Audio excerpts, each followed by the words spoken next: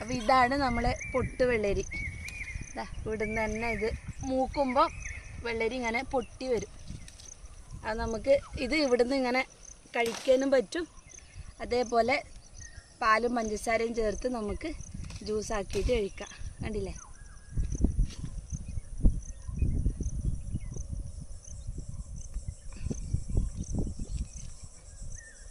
ഇത് വളരെ ഹെൽത്തി ആയിട്ടുള്ളൊരു ഡ്രിങ്കാണ്.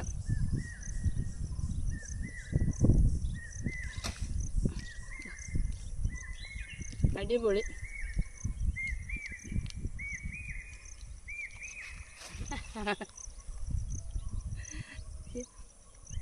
തൊടുമ്പോഴെന്നെ പൊട്ടുന്നത്. ഐസ്ക്രീം തിന്ന പോലെ ഉണ്ട്.